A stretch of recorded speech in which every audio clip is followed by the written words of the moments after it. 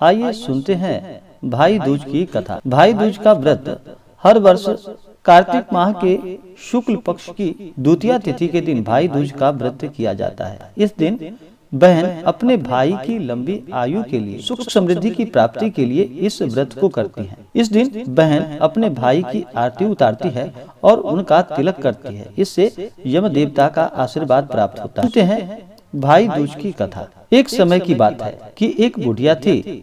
उस बुढ़िया के 7 बेटे और एक बेटी थी। बेटी की शादी हो चुकी थी। जब भी उसके बेटे की शादी होती तो फेरों के समय एक सर्प आता और उसके बेटे को डस लेता था। बेटा फिर वहीं पर खत्म हो जाता था और बहू विधवा। इस तरह उसके 6 बेटे मर गए और 7वें की शादी होनी बाकी थी। इस तरह अपने बेटे के मर जाने के दुख से बुढ़िया रो रो कर अंधी हो गई थी। और फिर भाई दूज आने को हुई तो भाई ने कहा कि हे माँ, मैं बहन से तिलक कराने जाऊंगा। और माँ ने कहा कि ठीक है। उधर जब बहन को पता चला कि उसका भाई आ रहा है तो वह खुशी से पागल होकर पड़ोसन के यहाँ गई और पूछने लगी कि जब बहुत प्यारा भाई घर आए तो क्या करना चाहिए।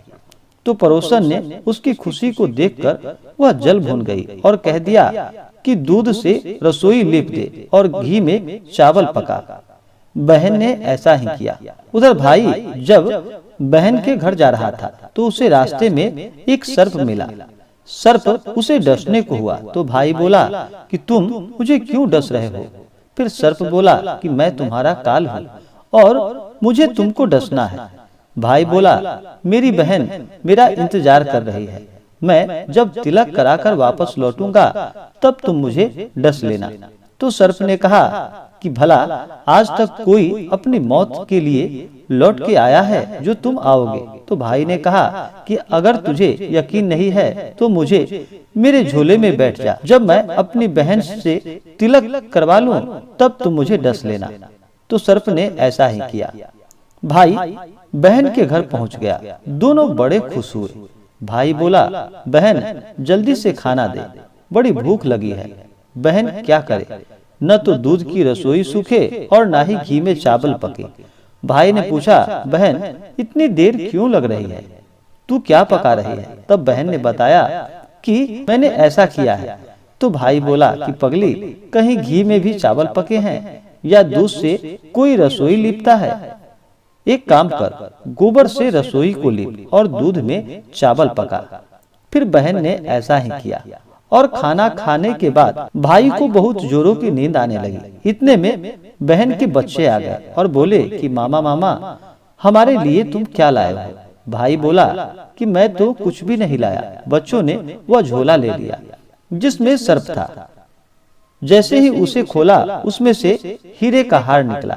बहन ने कहा, भैया तूने मुझे बताया नहीं कि तू मेरे लिए इतना सुंदर उपहार लाए हो।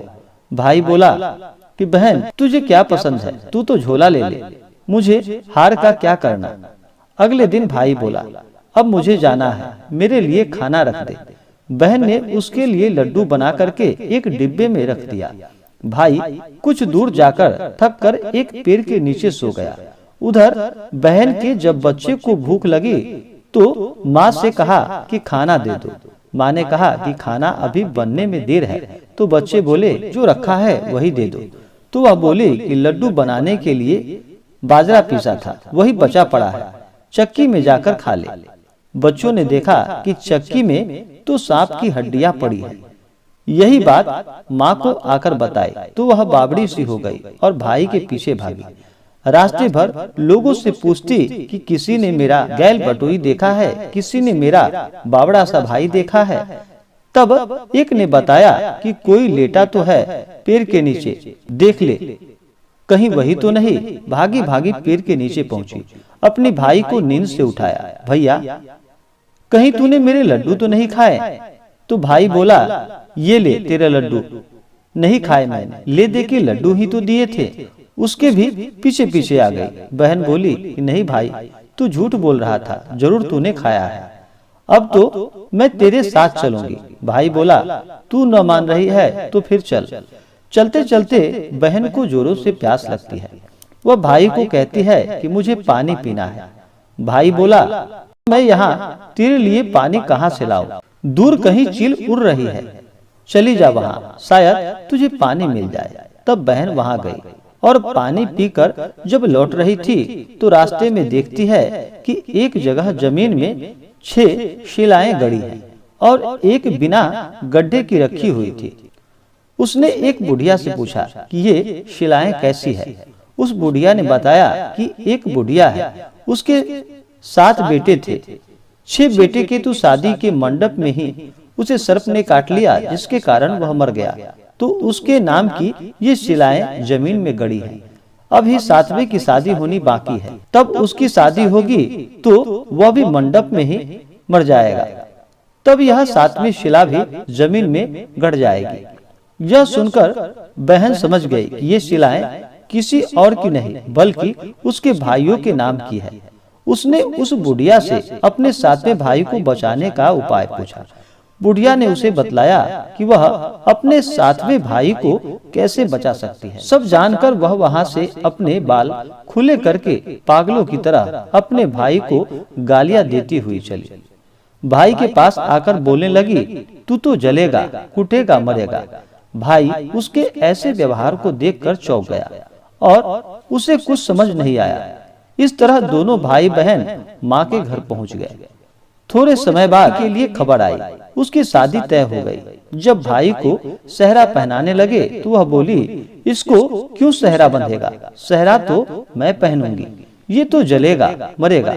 सब लोगों ने परेशान होकर सेहरा बहन को दे दिया। बहन ने देखा कि उसमें कलंगी की जगह सर्प का बच्चा था। बहन ने उसे निकालकर फेंक दिया। अब जब भाई घोड़ी चढ़ने लगा तो बहन फिर बोली कि ये घोड़ी क्यों चढ़ेगा? घोड़ी पर तो मैं चढ़ूंगी, ये तो जलेगा, मरेगा। इसकी लाश को चील और कौवे खाएंगे। सब लोग बहुत परेशान हो गए। सब ने उसे घोड़ी पर चढ़ने को दे दिया। अब जब बारात चलने को हुई तब बहन बोली कि ये क्यों दरवाजे से निकलेगा? ये तो पीछे के रास्ते से जाएगा। दरवाजे से तो मैं निकलूंगी। जब वह दरवाजे के नीचे से जा रहा था तो दरवाजे अचानक गिरने लगे। बहन ने एक ईंट उठाकर अपनी चुनरी में रख ली। दरवाजा वहीं की वहीं रुक गया। सब लोगों को बड़ा अचंभा हुआ। रास्ते में एक जगह बारात रुकी तो भाई को पीपल के पेड़ के नीचे खड़ा कर दिया। बहन कहने लगी कि ये क्यों छांव में रहेगा? ये तो धूप में खड़ा होगा। छांव में तो मैं खड़ी होऊंगी। जैसे ही वह पेड़ के नीचे खड़ी हुई, पेड़ गिरने लगा। बहन ने एक पत्ता तोड़कर अपनी चुनरी में रख लिया। पेड़ वहीं का वहीं रुक गया। अब तो सबको विश्वास हो गया कि ये बावली कोई जादू टोना सीख कर आई है, जो बार बार अपने भाई की रक्षा करती है। ऐसा करते करते फेरों का समय आ गया। जब दुल्हन आई तो उसने दुल्हन के कान में कहा कि अब तक तो मैंने तेरे पति को बचा लिया, अब तू ही अपने पति को और साथ ही अपने मरे हुए जेठे को बचा सकती है। फेरों के समय एक नाग आया। वो जैसे ही दूल्हे को डसने लगा तो दुल्हन ने उसे एक लोटे में भरकर ऊपर से प्लेट से बंद कर दिया। थोड़ी देर बाद नागिन लहर लहर करती हुई आई। दुल्हन से बोली, तू मेरा पति छोड़ दे। दुल्हन बोली कि पहले तू मेरे पति को छोड़। नागिन ने कहा कि ठीक है, मैंने तेरे पति को छोड़ा। दुल्हन, ऐसे नहीं, पहले 3 बार बोल। नागिन ने 3 बार बोला। फिर बोली कि अब मेरे पति को छोड़। दुल्हन बोली कि एक मेरे पति से क्या होगा? हंसने बोलने के लिए जेठ भी तो होनी चाहिए, एक जेठ भी छोड़। नागिन ने जेठ के भी प्राण दिए। फिर दुल्हन ने कहा, एक जेठ से लड़ाई हो गई तो एक और जेठ छोड़। वो विदेश चला गया तो तीसरा भी जेठ छोड़। इस तरह एक एक करते हुए दुल्हन ने अपने 6 जेठ जीवित करवा लिए। उधर रो रो कर बुढ़िया का बुरा हाल था कि अब तो मेरा 7वां बेटा भी बाकी बेटों की तरह मर जाएगा। गांव वालों ने उसे बतलाया कि उसके 7 बेटे और बहुएं आ रही हैं। तो बुढ़िया बोली, यह बात सच हो तो मेरी आंखों की रोशनी वापस आ जाए और मेरे सीने से दूध की धार बहने लगे। तो फिर ऐसा ही हुआ। अपने सारे बहु बेटे को देखकर वह बहुत प्रसन्न हुई। बोली कि यह सब तो मेरी बावली का किया है। कहाँ है मेरी बेटी?